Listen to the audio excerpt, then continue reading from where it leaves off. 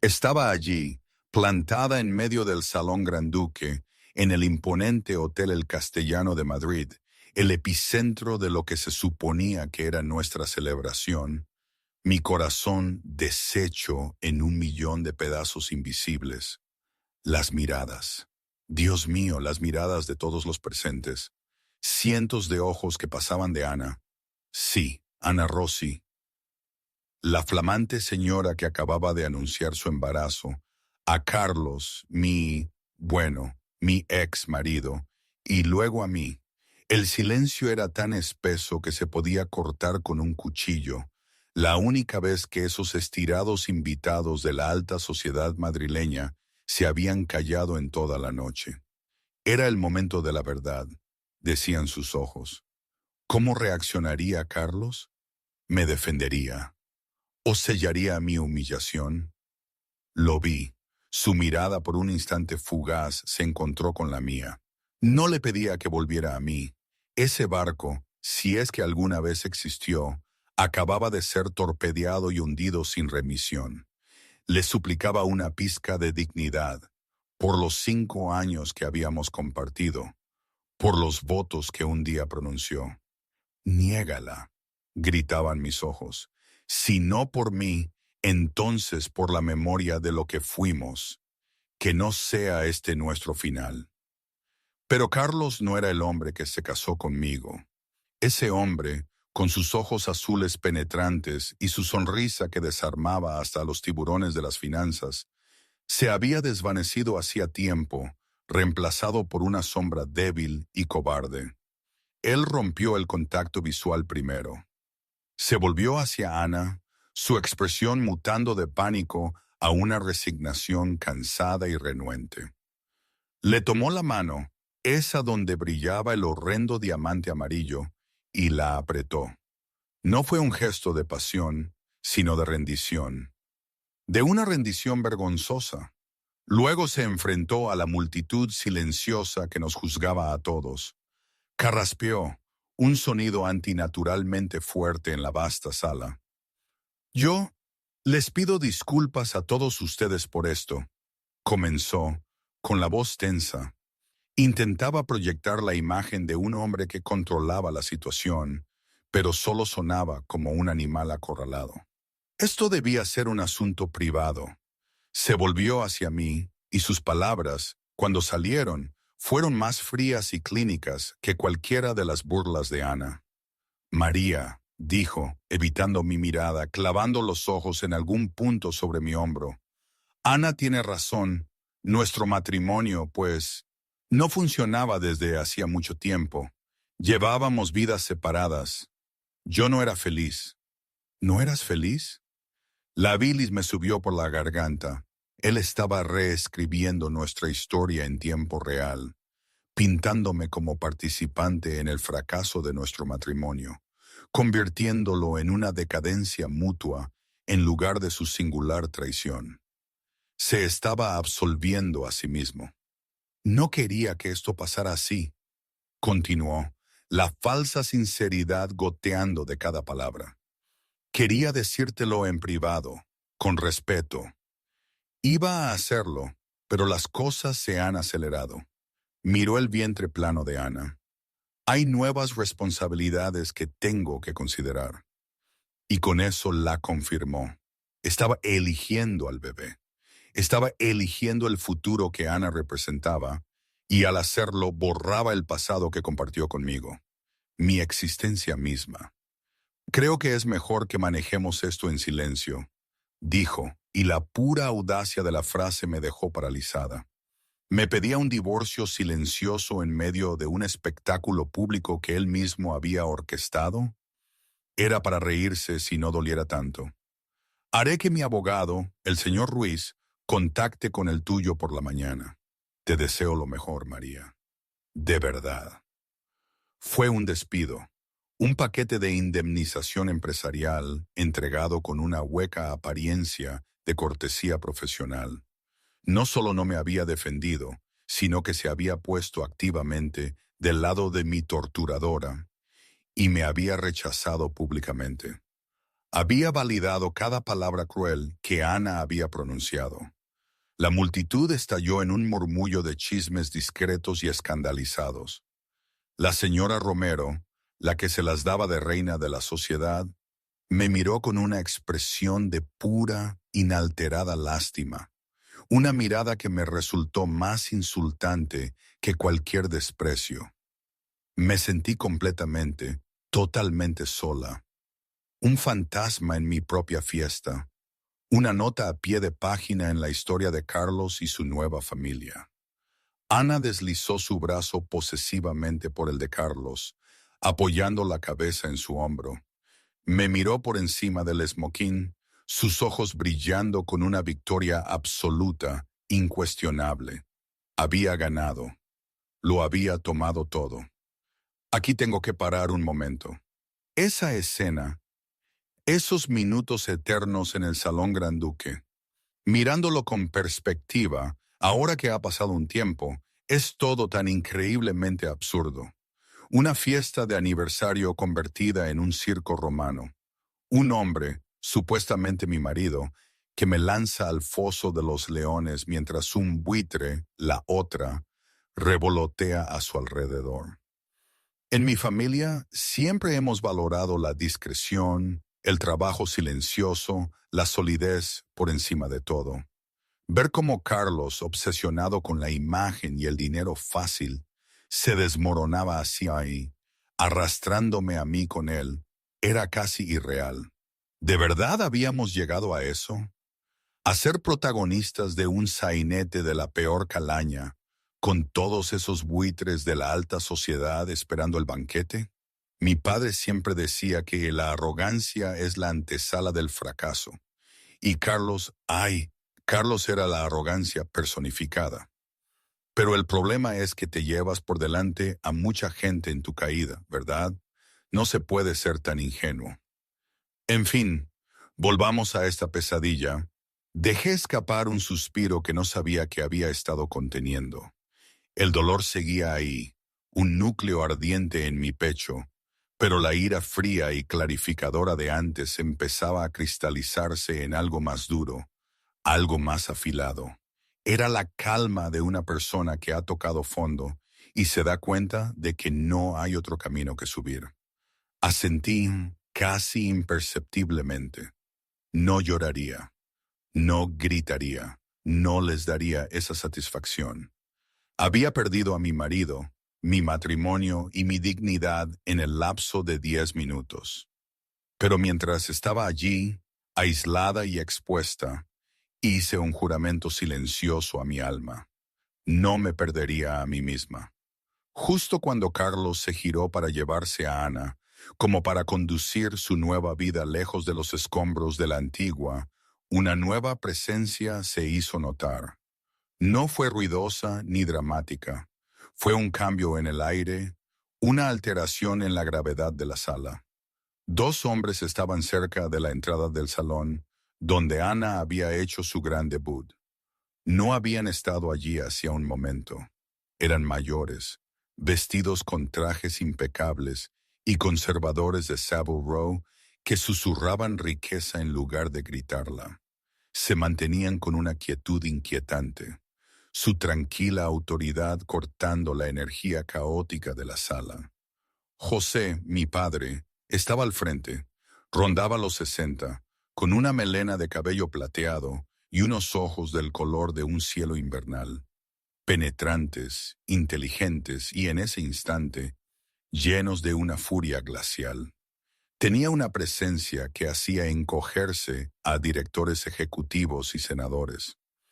Era un hombre acostumbrado a ser la persona más poderosa en cualquier habitación a la que entraba.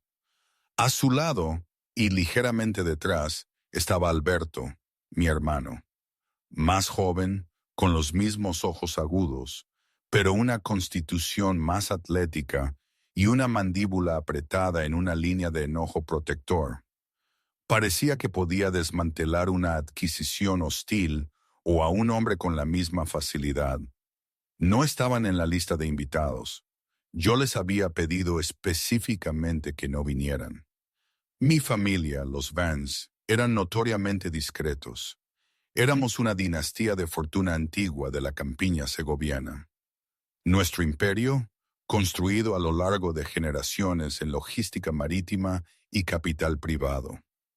Nuestra riqueza era tranquila, inmensa y profundamente integrada en los cimientos del comercio global. No la ostentábamos, no asistíamos a fiestas frívolas. Valorábamos la privacidad y la integridad por encima de todo lo demás.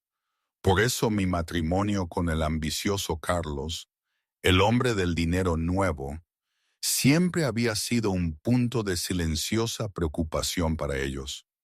No queremos entrometernos en tu vida, cariño, me había dicho mi padre. Este es tu mundo, pero si alguna vez nos necesitas, estamos a una llamada de distancia. No había hecho la llamada, pero alguien debió haberla hecho. Quizás Clara, mi asistente, que había estado conmigo durante años y era ferozmente leal. No importaba. Estaban aquí ahora. Los ojos de José recorrieron la sala, asimilando la escena con una calma analítica y experimentada. Vio a la amante triunfante, aferrada al brazo de su yerno. Vio las miradas compasivas y juiciosas de los invitados. Y me vio a mí, sola, elegante e inquebrantable, pero con un universo de dolor en mis ojos. Su expresión se endureció, la furia en sus ojos solidificándose en algo frío y absoluto. Comenzaron a caminar hacia adelante. Al igual que Ana, abrieron la multitud, pero por una razón completamente diferente. La gente no se apartaba de su camino para ver mejor un escándalo. Se apartaba por un sentido instintivo, casi primario, de deferencia. Los susurros recorrieron la sala de nuevo, pero estos eran diferentes. ¿Es José Vance?, murmuró un gestor de fondos a su esposa. ¿José Vance? ¿Qué hace aquí? Creía que nunca salía de Segovia, le susurró ella. Carlos debe estar más conectado de lo que creía. Carlos y Ana se detuvieron. Su salida triunfal se interrumpió. Carlos se giró y su rostro, ya pálido, se puso blanco como la cal. Solo había conocido a José 2 veces, una para pedir mi mano, una reunión que se sintió más como una deposición, y otra en la boda. Sabía a nivel intelectual que mi suegro era un hombre poderoso, pero nunca había comprendido la verdadera magnitud de ese poder. Había visto a los Vance como arcaicos y recluidos, una reliquia de una época pasada. Los había subestimado fatalmente. José y Alberto no se detuvieron ante Carlos. Caminaron directamente hacia mí. José extendió la mano y tomó la mía, su agarre firme y reconfortante. Alberto se puso a mi otro lado, un guardia silencioso y formidable. Formaron un muro protector a mi alrededor. ¿Estás bien, María?, preguntó José, su voz baja y tranquila, solo para mí. Lo miré, y por primera vez esa noche sentí que el hielo alrededor de mi corazón comenzaba a resquebrajarse. Una sola lágrima trazó un camino por mi mejilla. No, susurré, mi voz quebrándose con esa única palabra. Pero lo estaré. José me apretó la mano. Sí, lo estarás. Luego dirigió su mirada, ahora desprovista de cualquier calidez, hacia Carlos. No alzó la voz. No tenía por qué hacerlo. El mero peso de su desaprobación era sofocante. Carlos, dijo, el nombre sonando como un insulto. Has hecho que mi hija se sienta indeseada en su propia fiesta de aniversario, delante de sus amigos. Has traído a esta persona. Le dirigió a Ana una mirada de tal desprecio que ella retrocedió físicamente, aferrándose a Carlos. Y la has humillado. Señor Vance, señor, comenzó Carlos, su voz quebrándose. Esto es un malentendido, es un asunto familiar privado. No hay nada privado en esta sala, afirmó José rotundamente. Y usted dejó de ser familia hace aproximadamente 15 minutos. Ha cometido un error de cálculo catastrófico. Ana, envalentonada por su victoria e ignorante del verdadero poder al que se enfrentaba, se burló. ¿Y quién es usted, un viejo que intenta defender a su hija acabada? Carlos y yo estamos enamorados. Vamos a tener un bebé. No hay nada que pueda hacer al respecto.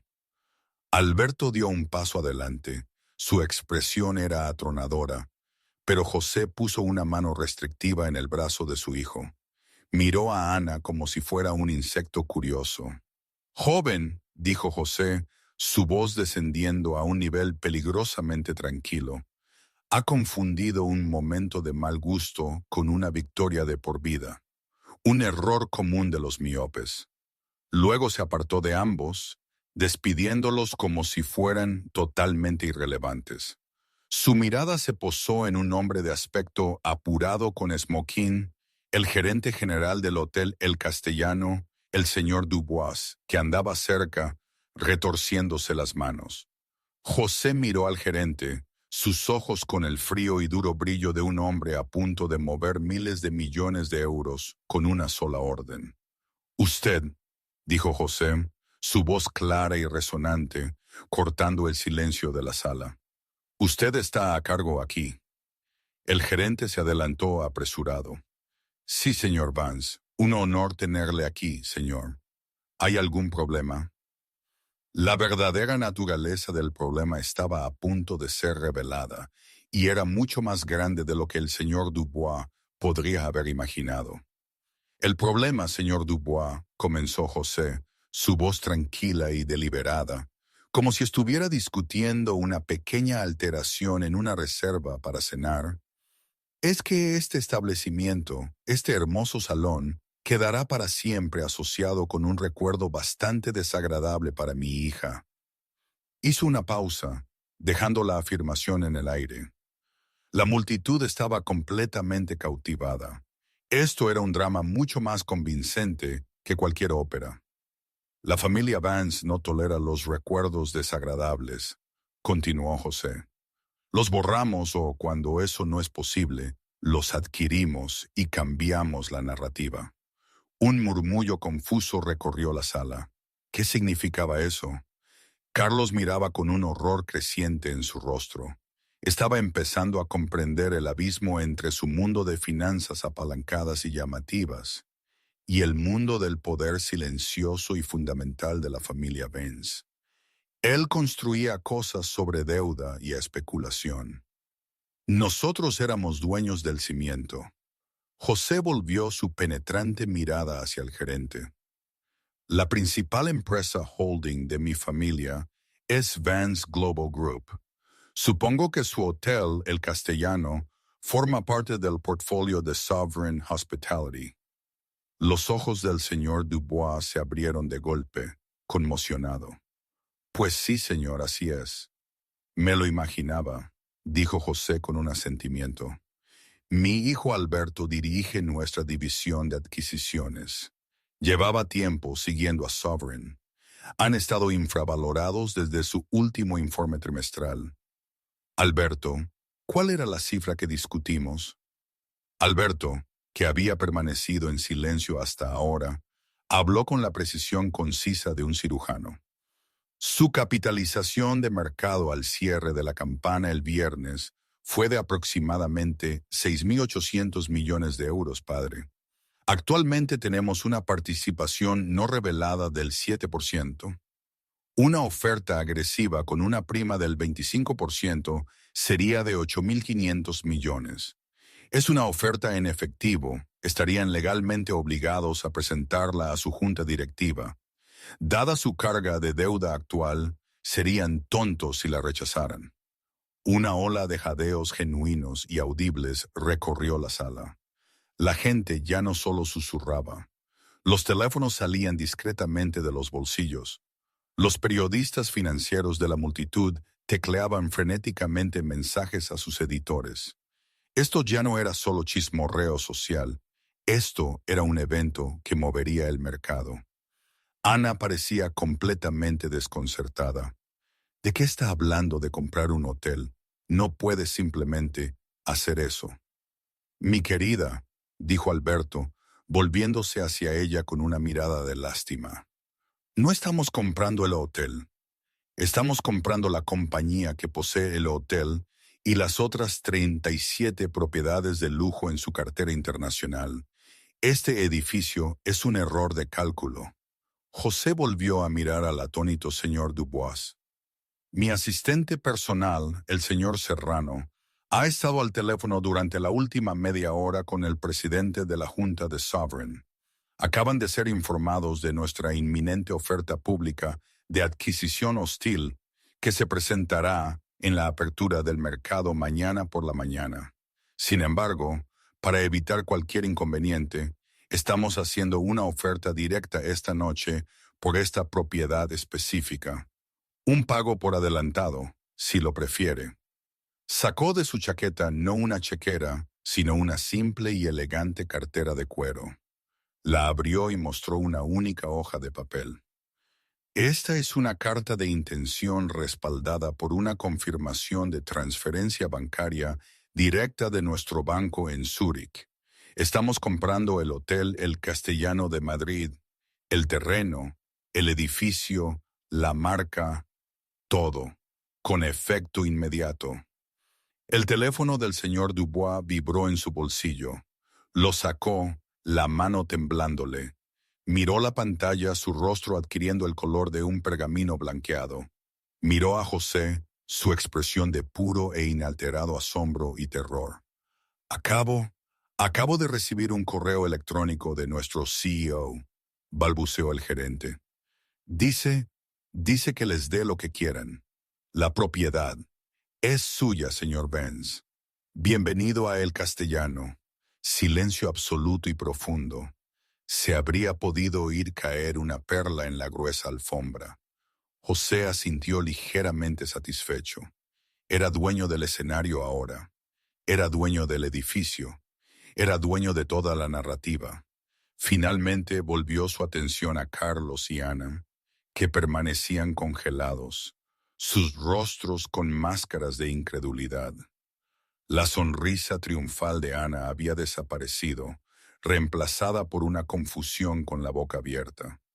Carlos parecía como si todo su mundo acabara de ser liquidado ante sus ojos. Ahora bien, dijo José, su voz tan fría como el corazón de un banquero. Como nuevo propietario de este establecimiento, tengo algunos cambios inmediatos que implementar. Primero, la decoración de este salón es ahora oficialmente de mal gusto. Renovaremos. Segundo, tenemos una nueva política con respecto a invitados no deseados y alimañas. Miró directamente a Carlos. Tiene 5 minutos para abandonar mi propiedad, usted y su acompañante. Sus ojos se posaron un instante en Ana. Después de eso, haré que los desalojen por allanamiento de morada. La palabra allanamiento flotó en el aire, un clavo final y brutal en el ataúd de la vida social y profesional de Carlos. Ya no era un anfitrión en un lugar de prestigio. Era un intruso en la más reciente adquisición de los Vans. Los invitados que hacía unos minutos me habían mirado con lástima, ahora miraban a Carlos y Ana con una mezcla de conmoción, desprecio y miedo. Estaban presenciando un juego de poder de proporciones tan épicas que se hablaría de él durante décadas. En su mundo, la riqueza era poder, pero la escala del poder de los Vans era algo de lo que la mayoría solo había leído. Acababan de presenciar a un león abofeteando a una mosca. Carlos no solo había sido derrotado, había sido reducido a la insignificancia. Ana fue la primera en romperse, su ignorancia finalmente traspasada por la aterradora realidad de la situación. «¡Esto es una locura!», chilló, su voz aguda y estridente. «¡Carlos, haz algo! ¡Eres Carlos Thorne!».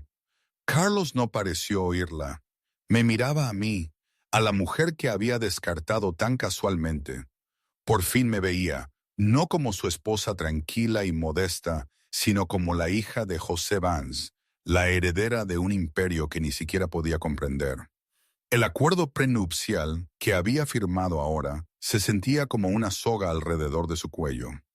Era férreo, redactado por el equipo legal de la familia Vance, diseñado para proteger sus activos precisamente de este tipo de situación.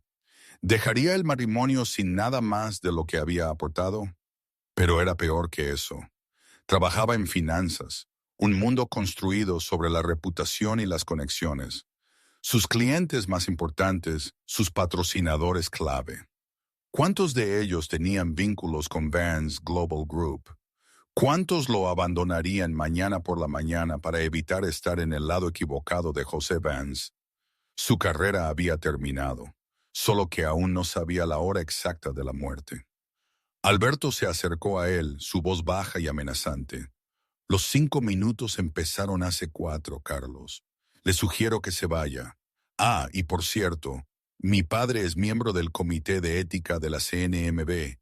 Me aseguraría de que sus registros de operaciones de los últimos 5 años estén impecables.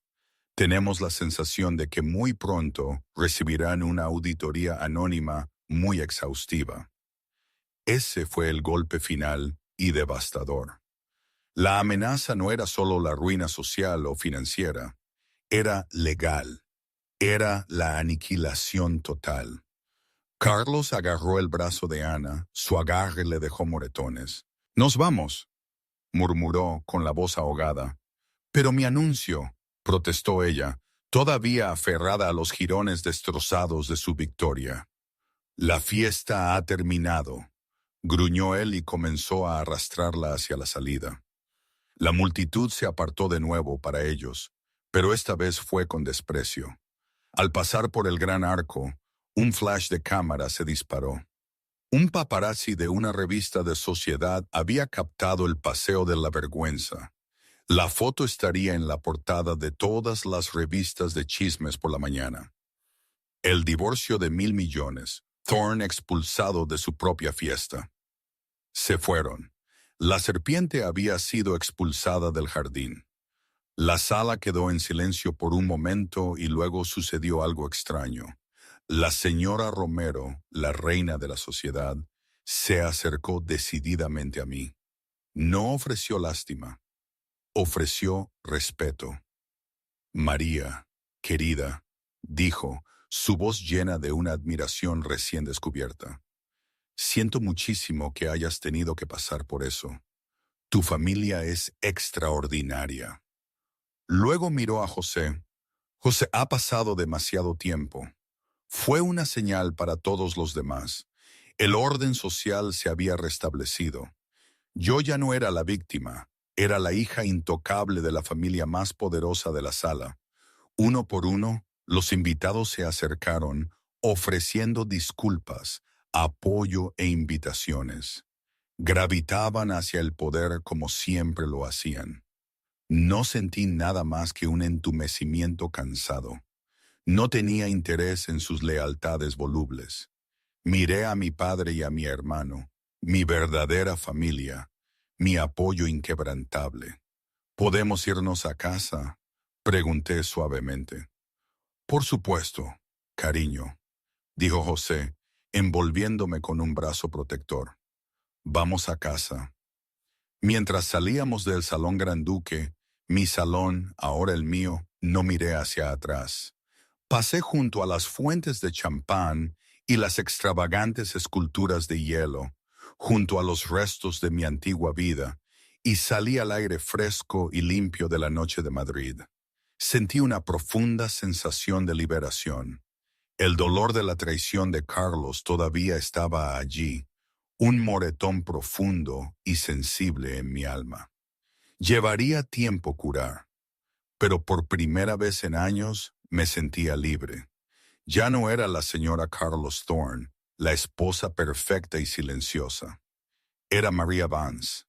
Era parte de algo vasto, fuerte y duradero. Había entrado a esa fiesta como una esposa en un coche dorado. Salía como una reina que acababa de heredar un nuevo rincón de su reino.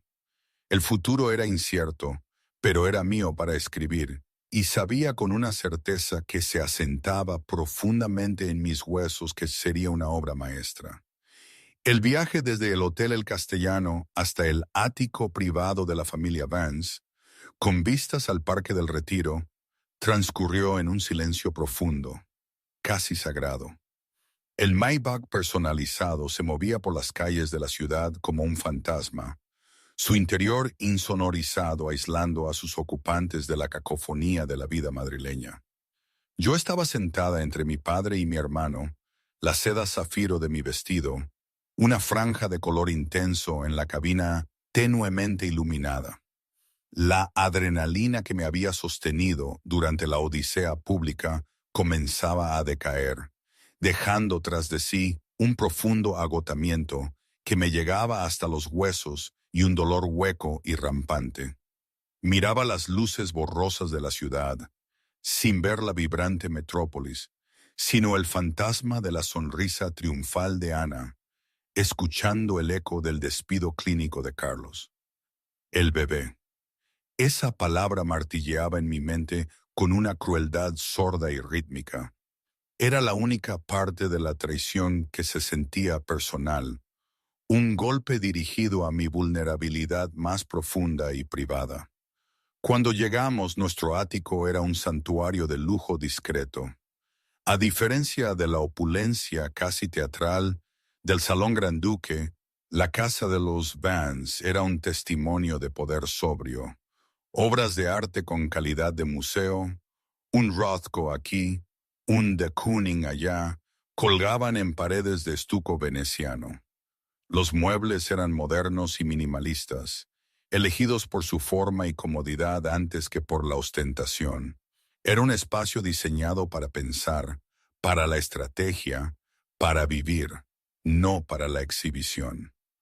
José me condujo a un sofá profundo y cómodo frente a un ventanal de suelo a techo que ofrecía una vista privilegiada del parque. «Siéntate, María», dijo suavemente. «Alberto, tráele un brandy a tu hermana». «Preferiría té», susurré, mi voz apenas un hilo. Mi padre, el hombre que comandaba un imperio global, simplemente asintió, se dio la vuelta y fue él mismo a la cocina a poner la tetera. El simple acto doméstico fue más reconfortante que cualquier gran gesto podría haber sido. Alberto regresó y me entregó una tablet. En la pantalla la página principal del Financial Times. El titular era rotundo. Vance Global inicia adquisición hostil de Sovereign Hospitality en movimiento dramático y sin precedentes.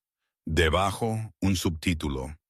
Fuentes citan altercado público en evento privado que involucra a la heredera de VJJ, Maria Vance, y su esposo Carlos Thorne como catalizador. «Ya está en todas partes», dijo Alberto, su voz un murmullo grave de furia contenida. «La prensa de negocios lo enmarca como un juego de poder. Los sitios de chismes», hizo una mueca, «lo llaman el derribo de 1.000 millones. Esa foto de Thorne siendo arrastrado hacia afuera es la imagen más comentada de Norteamérica y Europa». Miré la pantalla, una extraña sensación de desapego invadiéndome. Sentía como si estuviera leyendo sobre personajes de una novela, no viviendo el estallido de mi propia vida. ¿Hicieron todo eso solo por mí? No, dijo Alberto, sentándose frente a mí. Lo hicimos por la familia. Carlos no solo le faltó el respeto a su esposa esta noche, humilló a los Vance. Lo hizo públicamente, pensando que éramos demasiado distantes o demasiado recluidos para importar. Trató nuestro nombre como un accesorio en su patético drama. Esa es una amenaza existencial que no toleramos. José regresó con una bandeja que llevaba una tetera de porcelana y una sola taza. Sirvió el líquido ámbar humeante y me lo entregó, sus movimientos precisos y tranquilos. «Tu hermano tiene razón», dijo, tomando asiento. «Durante generaciones, el mayor activo de nuestra familia ha sido nuestra reputación. Se nos conoce por ser reservados, sí, pero también por nuestra integridad y nuestra memoria implacable. Cuando alguien nos ataca, está probando la fuerza de toda nuestra fundación. Si permitimos que aparezca una grieta, toda la estructura se ve comprometida. Lo de esta noche no fue una venganza, María. Fue un refuerzo. Apreté mis manos frías alrededor de la taza caliente. ¿Qué le pasará a él? Está acabado, dijo Alberto con fría rotundidad. A partir de este momento, cada línea de crédito que Carlos o su insignificante empresa tenían ha sido congelada o retirada. Los bancos que lo financiaron son los mismos bancos con los que hemos estado haciendo negocios durante 50 años. Una sola llamada de padre fue suficiente. Sus inversores están en pánico. Sus socios están tratando de distanciarse. Al amanecer, Carlos será un nombre tan radiactivo que quemará a cualquiera que lo pronuncie. ¿Y a ella? Pregunté, la palabra con sabor a ceniza. ¿Ana Rossi? Alberto continuó, abriendo otro archivo en su tablet. Una ex embajadora de marca y aspirante a estrella de telerrealidad. Tiene un historial de apegarse a hombres ricos y casados. El diamante amarillo, por cierto, era alquilado. El contrato expira el próximo martes. Dudo que pueda hacer el pago. Pensó que estaba asegurando un futuro.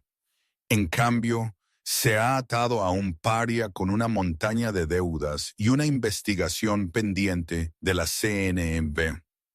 La información fue entregada con precisión quirúrgica, pero no me produjo alegría. Era solo un catálogo de ruina. Había amado a Carlos una vez, lo había amado de verdad. Ver la arquitectura de su vida siendo desmantelada sistemáticamente, incluso después de su monstruosa traición, me llenó de una profunda y complicada tristeza. Era curioso. Esa noche había sentido la destrucción de mi propio mundo. Pero verlo ser destruido por otros, aunque fuera merecido, tenía una extraña melancolía. Siempre había admirado la capacidad de mi padre para construir imperios, para pensar a largo plazo, para levantar una empresa desde sus cimientos y hacerla prosperar. Carlos, por contraste, había sido un mero especulador, un oportunista. Su caída, aunque inevitable, me recordaba la fragilidad de lo que se construye sin una base sólida, sin integridad. Padre, dije, mirándolo, mis ojos suplicando comprensión. El bebé. Dijo que está embarazada. La expresión de José se suavizó. Estiró la mano y la puso sobre la mía. Y si lo está, el niño será un nieto Benz y se le proveerá. No somos bárbaros, María. El niño es inocente. Pero sus padres han tomado sus decisiones. Sus consecuencias son suyas. En ese momento lo entendí. El poder de mi familia no radicaba solo en su capacidad de destruir, sino en su inquebrantable código de conducta. Eran despiadados con sus enemigos, pero protegían a los suyos, incluso a los que aún no habían nacido. Di un sorbo de té, el calor extendiéndose por mi pecho.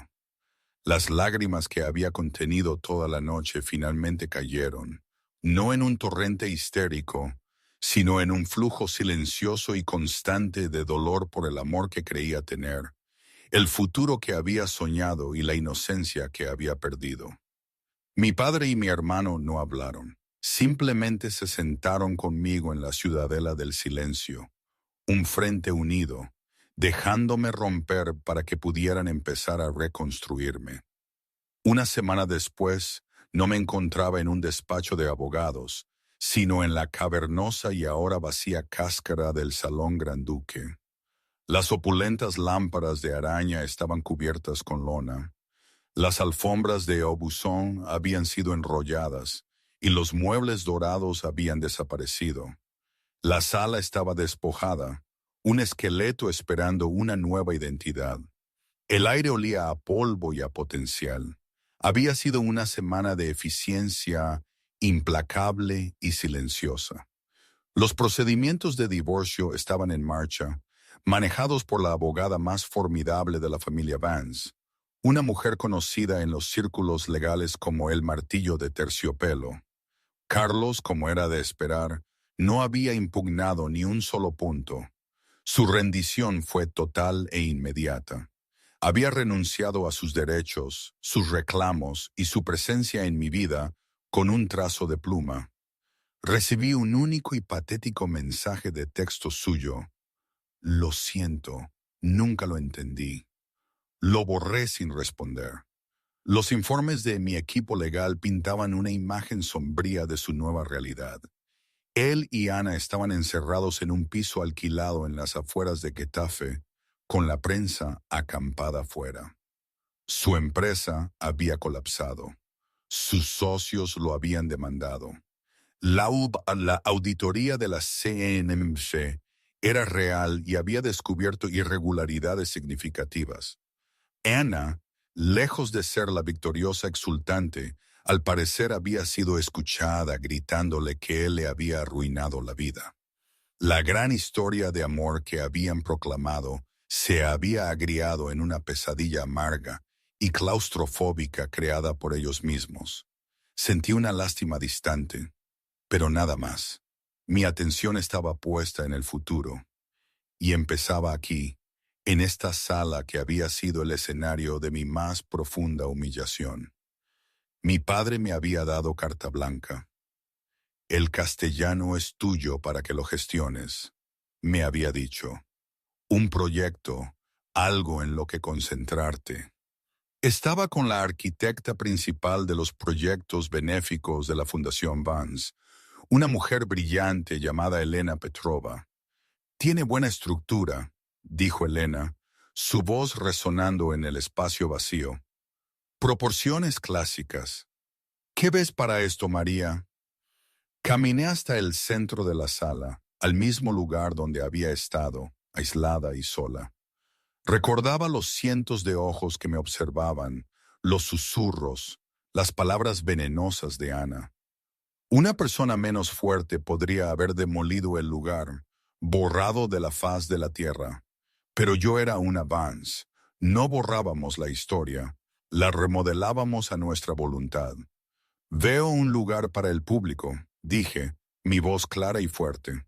Esta parte de la ciudad carece de un gran centro cultural. El Prado está demasiado céntrico para estas comunidades.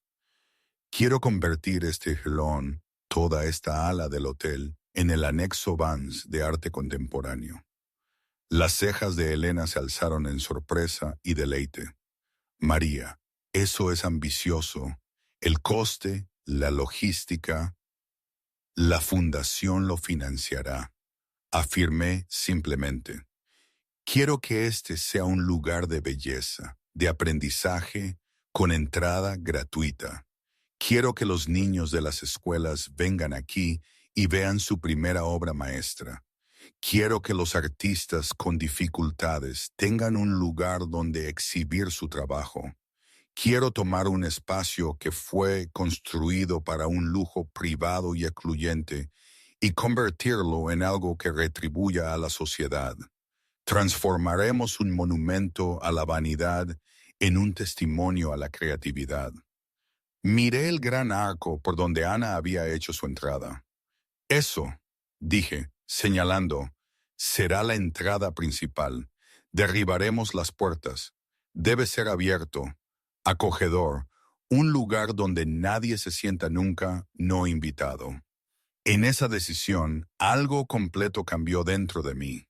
No solo me estaba curando, estaba creando. Estaba tomando el momento más feo de mi vida y usando sus cimientos para construir algo hermoso y duradero.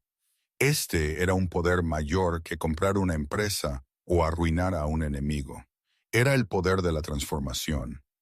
Más tarde esa noche, de vuelta en el ático, me detuve ante un cuadro que había pedido que trajeran de la finca familiar de Segovia. Era un retrato de Artemisia Gentileschi, una artista femenina del siglo XVI que había canalizado su propio trauma en obras de arte poderosas y desafiantes.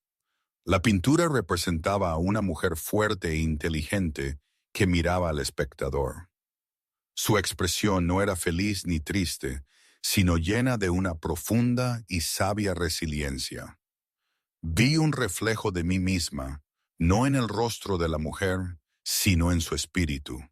El dolor de la última semana era real, una cicatriz que siempre llevaría, pero ya no era una herida abierta. Era parte de mi historia, el capítulo que había puesto fin a un cuento de hadas y había comenzado una epopeya. Ya no era solo una esposa, una hija o una víctima. Era María Vance, una mecenas, una constructora, una fuerza. Había encontrado mi propio lienzo y apenas estaba comenzando a pintar. Y así María Vance se marchó, no hacia un final, sino hacia un comienzo. ¿Qué pensáis vosotros de todo esto? ¿Creéis que hice lo correcto? Sinceramente, a veces me pregunto si no debería haber reaccionado de otra manera, quizás de forma más calmada, menos pública. Pero luego pienso en la rabia, en la humillación, y no me arrepiento. ¿Vosotros qué habríais hecho en mi lugar, en esa misma situación? ¿Y hoy qué? No lo sé. A veces pienso que fue lo mejor que pudo haberme pasado. A veces siento una punzada, un eco de la María que se aferraba a un futuro idealizado. Creo que probablemente sean ambas cosas. Así es la vida, ¿verdad? Nada es blanco o negro.